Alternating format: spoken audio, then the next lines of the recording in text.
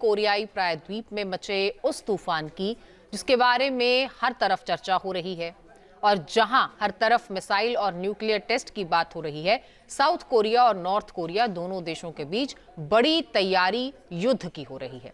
सवाल यही है कि क्या दोनों देशों के बीच टकराव बढ़ने वाला है? अब तो नॉर्थ कोरिया के सपोर्ट में चीन भी खड़ा हो गया है, तो क्या कोरियाई प्रायद्वीप में हालात बदलने वाले हैं? 2026 में न्यूक्लियर भस्मलोक का सच।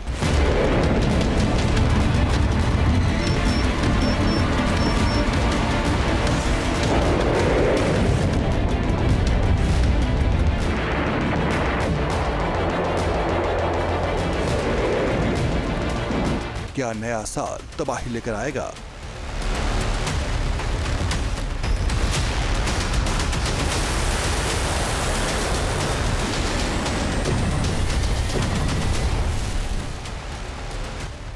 क्या कोरियाई प्रायद्वीप में यलगार होने वाला है?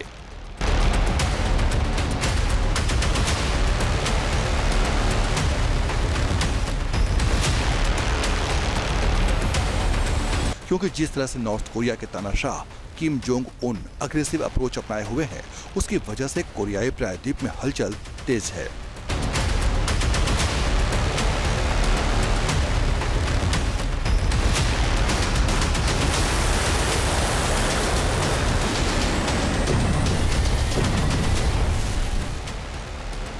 क्योंकि नॉर्थ कोरिया न्यूक्लियर टेस्ट की बात कर रहा है, जिस तरह से साउथ कोरिया में अमेरिका एटम बम की तैनाती की बात कर रहा है।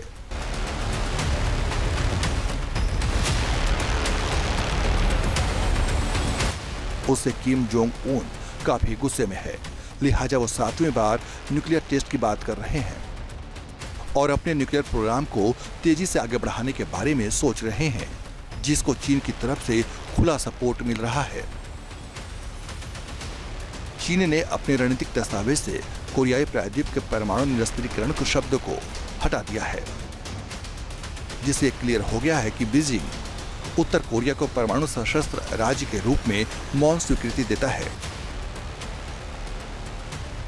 ऐसा इसलिए है कि वाशिंगटन के साथ बीजिंग अपनी सामरिक प्रतिद्वंदिता को प्राथमिकता देता है और नॉर्थ कोरिया का साथ देकर वो अमेरिका के खिलाफ चक्रव्यूह रच रहा है। पिछले कई महीनों से खबर आ रही है कि नॉर्थ कोरिया न्यूक्लियर टेस्ट की तैयारी कर रहा है। नाटो और अमेरिका से भी कई बार ये खबर सामने आ चुकी है कि किम 7वीं बार परमाणु परीक्षण करने का प्लान बना रहा है।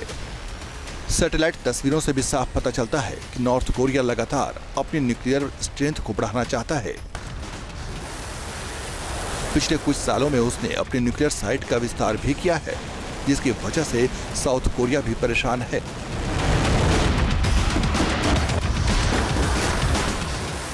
2017 के बाद से किम ने कोई भी न्यूक्लियर टेस्ट नहीं किया था।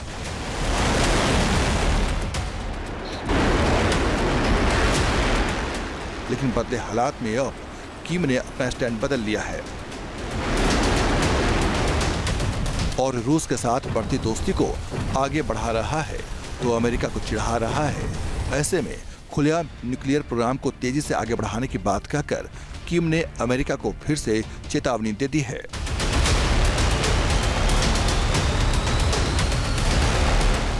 नॉर्थ कोरिया ने अपना पहला परमाणु परीक्षण साल 2006 में किया था। उसके 3 साल बाद यानी 2009 में किम ने दूसरा न्यूक्लियर टेस्ट किया, तो वहीं 4 साल बाद नॉर्थ कोरिया ने 2013 में तीसरा परमाणु परीक्षण किया। लेकिन अगले 3 साल में किम ने बड़ी तैयारी की और साल 2016 में नॉर्थ कोरिया ने 2 बार न्यूक्लियर टेस्ट किया। तो वहीं अगले ही साल यानी 2017 में किम की न्यूक्लियर ब्रिगेड ने 6ठी बार परमाणु परीक्षण किया।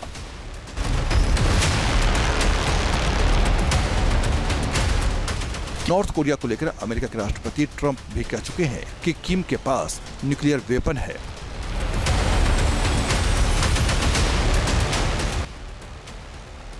कई रिपोर्ट्स में भी दावा किया जा चुका है कि नॉर्थ कोरिया के पास विध्वंसक मिसाइल है और ये मिसाइल्स न्यूक्लियर हथियार ले जाने में सक्षम है।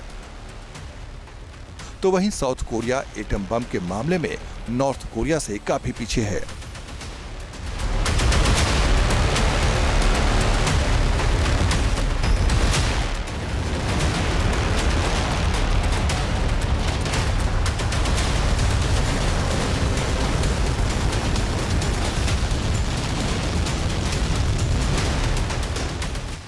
नॉर्थ कोरिया के पास फिलहाल 50 परमाणु बम हैं, तो वहीं साउथ कोरिया के पास कोई भी परमाणु बम नहीं है।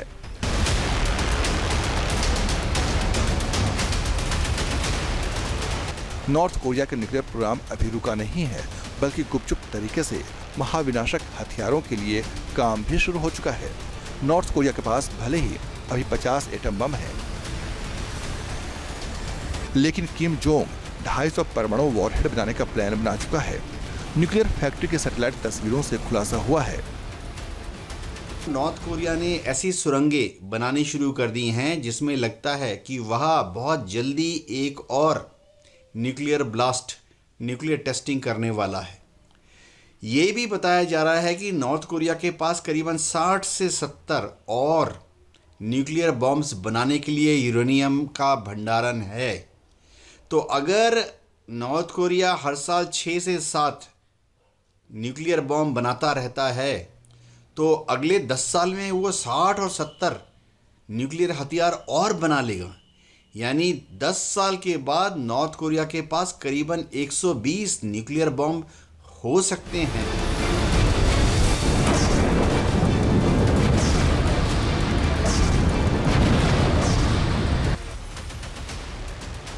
पिछले हफ्ते साउथ कोरियाई डिफेंस मिनिस्ट्री ने दावा किया था कि किम जोंग उन पुंगेरी में अंडरग्राउंड परमाणु परीक्षण की तैयारी कर रहा है, लेकिन अब रॉयटर्स की रिपोर्ट में जो सैटेलाइट तस्वीरें सामने आई हैं, उसमें दावा किया जा रहा है कि नॉर्थ कोरिया तेजी से एक परमाणु फैक्ट्री में बदल रहा है।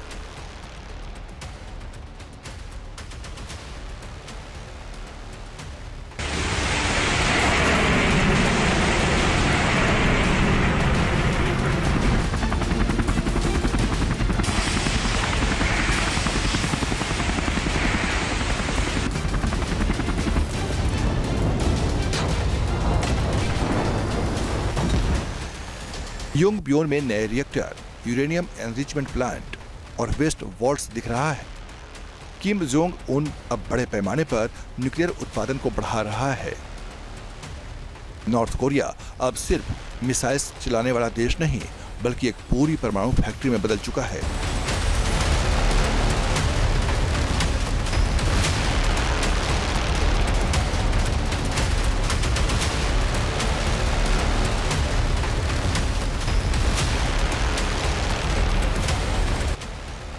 अगर ऐसा होता है तो बहुत कम समय में इसे अंजाम दिया जा सकता है।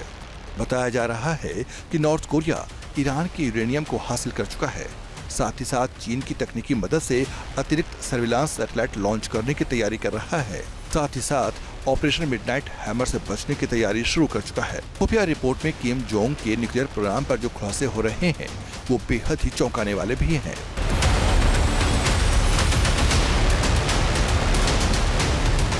और अमेरिका के लिए सबसे बड़ी चुनौती भी और सबसे बड़ी मुसीबत साउथ कोरिया के लिए है। लिहाजा साउथ कोरिया भी तैयारियों में जुट गया है।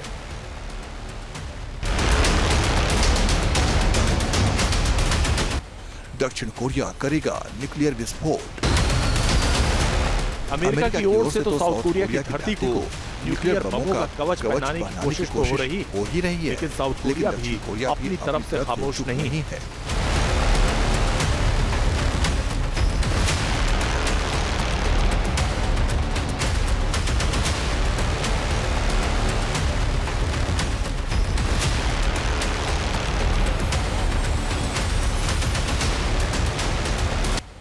अब दक्षिण कोरिया में भी न्यूक्लियर प्रोग्राम को चालू करने को लेकर चर्चा तेज हो गई है।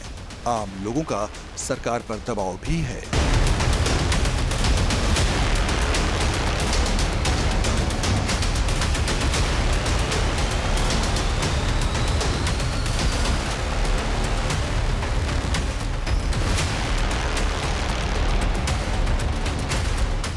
दक्षिण कोरिया में न्यूक्लियर वेपन को लेकर एक सर्वे किया गया। देश के 71% लोग फिर से न्यूक्लियर प्रोग्राम को शुरू करने की बात कर रहे हैं।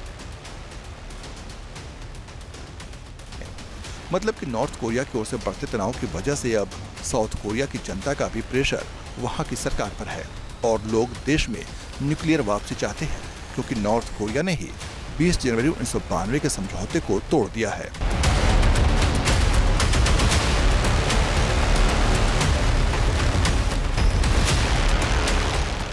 और लगातार न्यूक्लियर प्रोग्राम चला रहा है।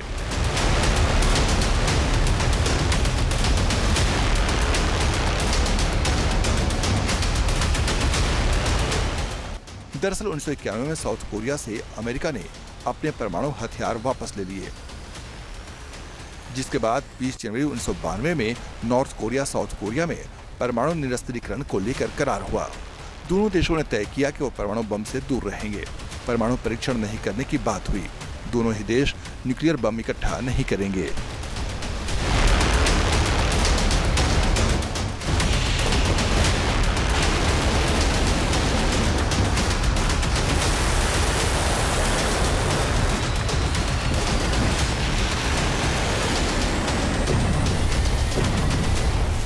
किम लगातार अपनी शक्ति में इजाफा करने में जुटा है। किम के पास दुनिया की विध्वंसक मिसाइल्स हैं। किम की मिसाइलों की जद में अमेरिका के 100 शहर हैं। ब्रिटेन के शहरों को तो किम की मिसाइलें तबाह कर सकती हैं। जर्मनी के कई शहरों को किम की मिसाइल्स बर्बाद कर सकती है। बावजूद इसके किम लगातार मिसाइल्स का टेस्ट कर रहा है और साउथ कोरिया को टेंशन दे रहा है।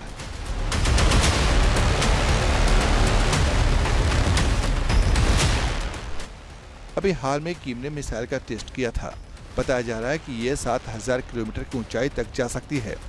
उत्तर कोरिया की इस मिसाइल का नाम है हवासोंग 19 ICBM मिसाइल, जो नॉर्थ कोरिया के द्वारा दागी गई किसी भी अन्य मिसाइल की तुलना में ऊंची उड़ान भरती है और अधिक समय तक हवा में रहती है।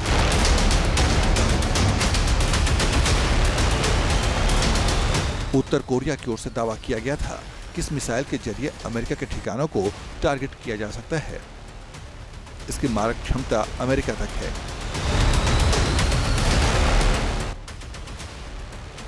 किम के जखीरे में हवासोंग 18 मिसाइल है।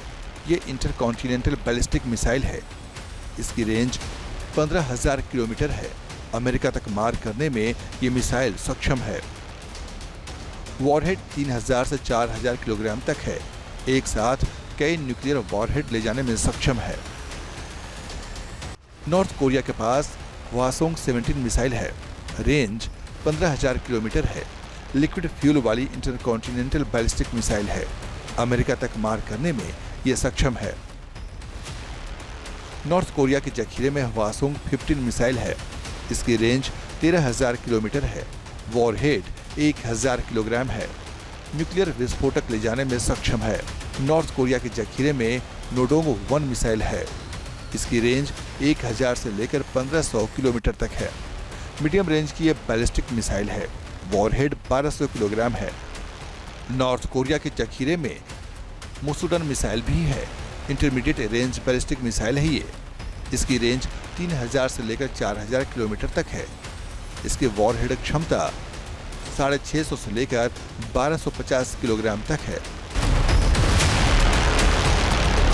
किम का केवल मिसाइल्स पर ही फोकस नहीं है, बल्कि वो ICBM दागने वाली तकनीक को भी विकसित करने में लगा हुआ है, क्योंकि उसके पास अभी ये तकनीक नहीं है और इसके लिए वो पुतिन की ओर आस लगाए देख रहा है और पुतिन मदद भी कर सकते हैं। कहा जा रहा है कि यूक्रेन युद्ध में मदद के बदले किम पुतिन से ICBM re entry vehicle capability technology हासिल कर सकता है। ICBM re entry vehicle capability वाली तकनीक से किसी भी परमाणु हथियार को वायुमंडल के माध्यम से वापस लाया जा सकता है। इस तकनीक पर नॉर्थ कोरिया तेजी से काम कर रहा है। ICBM re entry vehicle capability वाली तकनीक को किसी भी कीमत पर किम हासिल करना चाहता है, जिसकी वजह से अमेरिका टेंशन में है। ये तकनीक ICBM को दागने के लिए बेहद ही जरूरी होती है। अमेरिका को डर है कि अगर नॉर्थ कोरिया के पास ये तकनीक आ गई तो मुसीबत खड़ी हो जाएगी, क्योंकि किम के जखीरे में पहले से ही विध्वंसक मिसाइल्स मौजूद हैं। अमेरिका लगातार साउथ कोरिया की मदद कर रहा है।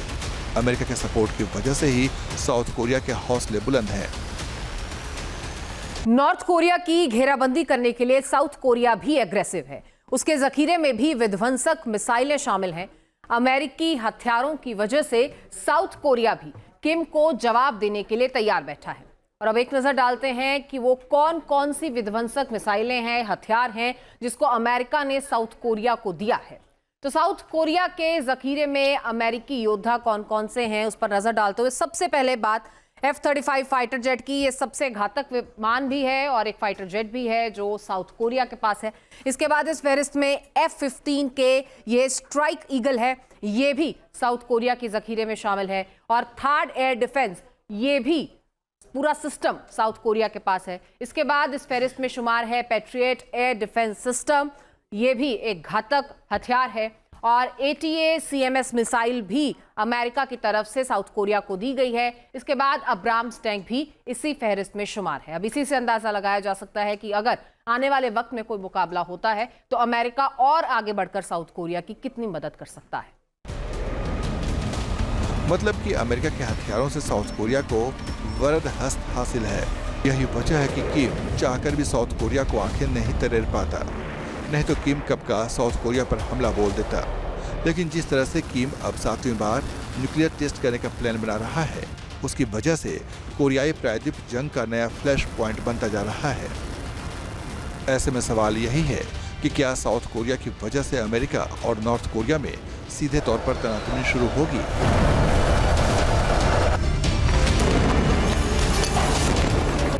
Team news nation.